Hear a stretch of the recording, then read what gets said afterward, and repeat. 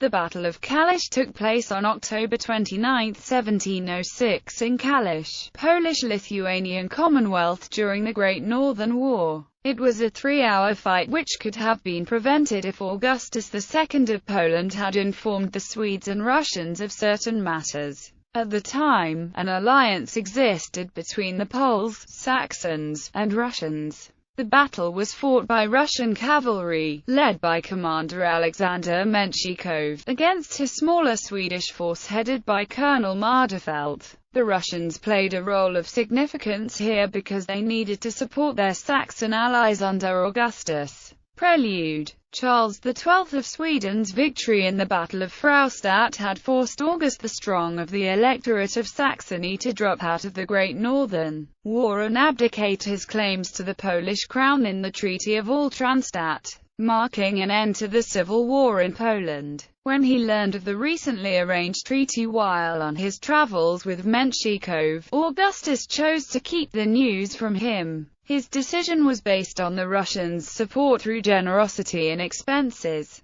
They were prepared to fight for him, and Augustus could not risk angering his ally with the recently learned information. His last attempt to mend the situation was also unsuccessful. He sent word to the waiting Swedish force begging them to retreat upon meeting, but Mardefelt, having been unaware of the treaty, interpreted the plea as a trick of battle. As a result of poor communication, and to Augustus' dismay, the Battle of Kalisz did occur. At the time, King Augustus of Poland, also the electorate of Saxony, had in secret negotiated a peace treaty with the Swedes. This because after 5 years of marching, war and burning, the Swedes had attacked Augustus where it hurt his own electorate. Thus, the main Swedish army was at the time in Saxony. August himself, however, was with the Russian commander Menshikov and the Third Russian Army, which numbered 20,000 Russians. These were sent by Tsar Peter after the previous two had been defeated and dispersed. August had not informed Menshikov of the peace treaty, because of the large contributions from Russia, and tried to avoid a battle, as he knew that his deceit would anger the Swedes. August secretly sent a letter to the Swedish Major General Arvid Axel Mardefelt, who was in command of the small Swedish army stationed in western Poland. August declared that the peace was almost concluded, and that he hoped to be informed of this by the Swedish king, Charles XII,